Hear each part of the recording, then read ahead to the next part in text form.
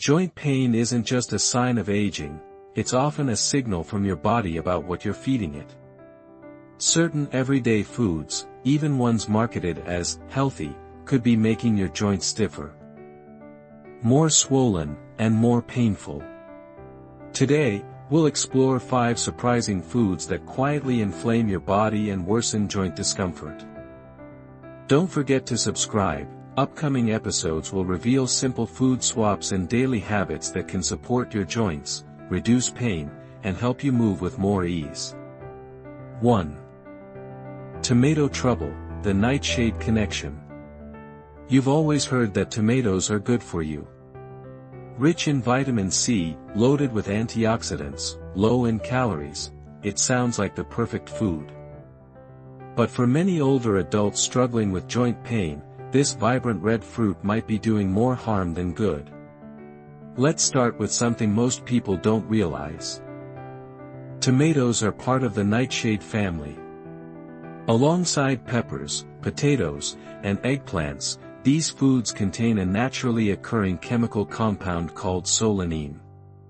In healthy amounts, solanine isn't typically dangerous.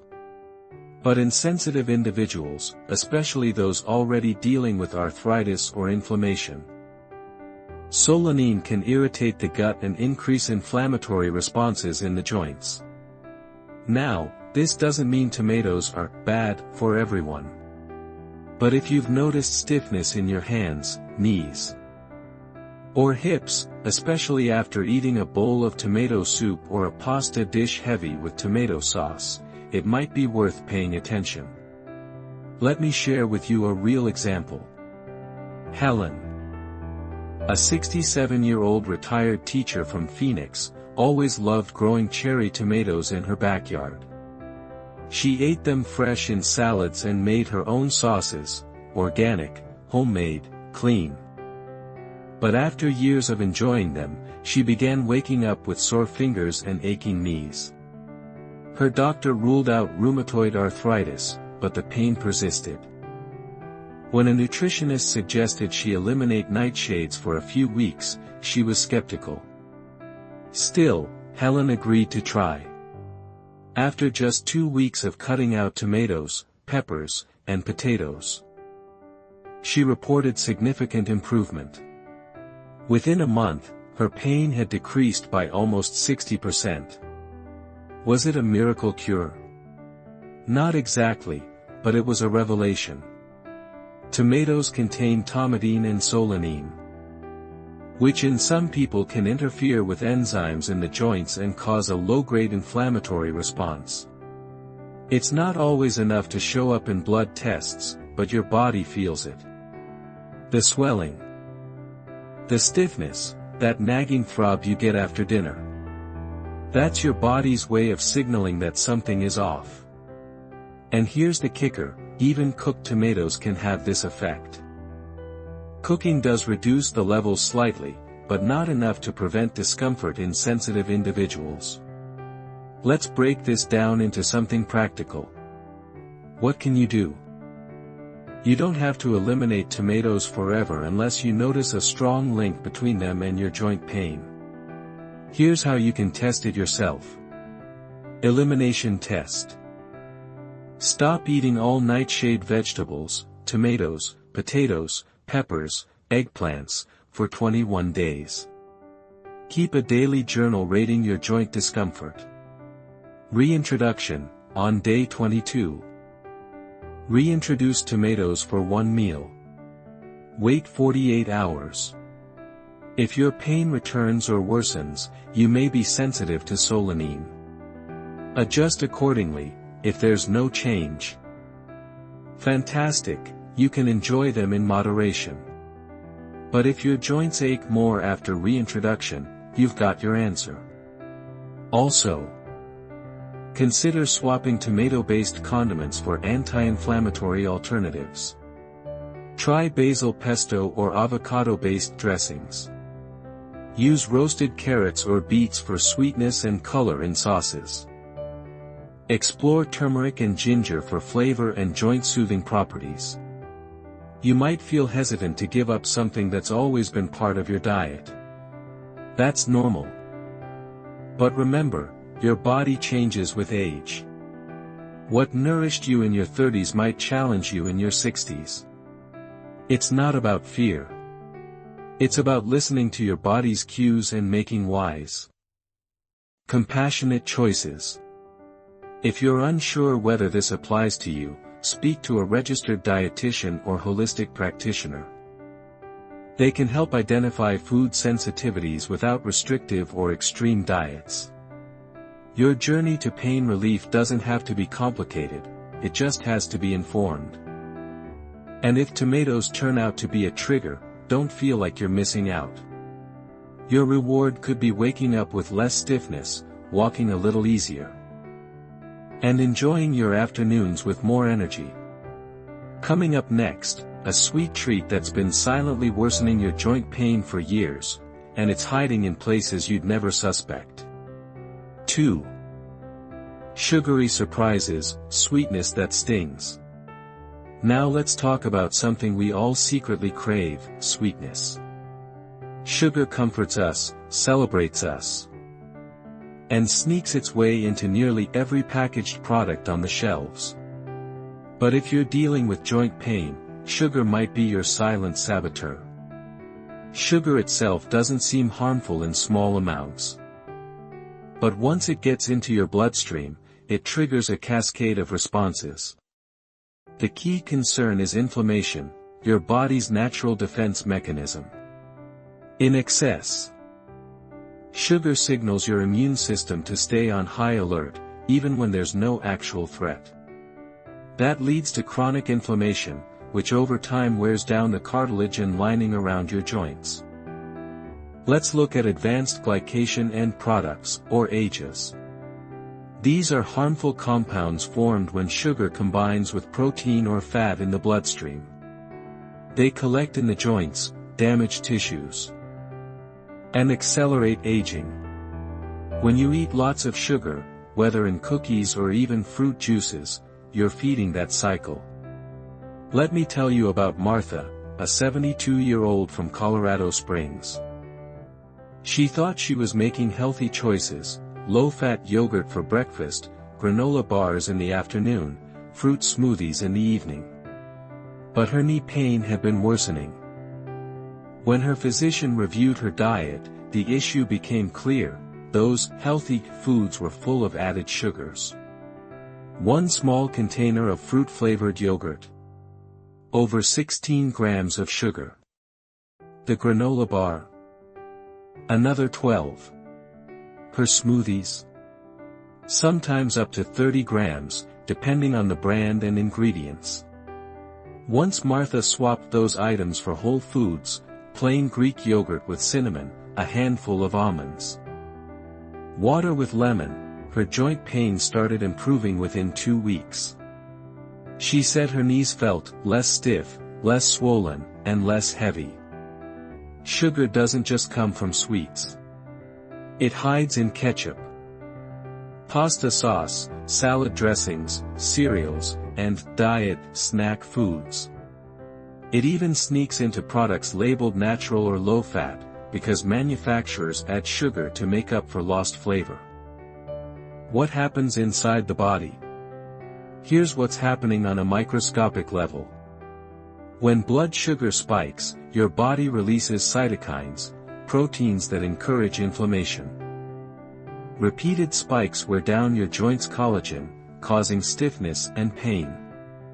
Over time, this chronic inflammation can contribute to osteoarthritis progression.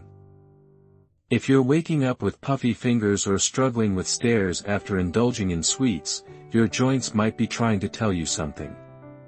What can you do? Start with awareness.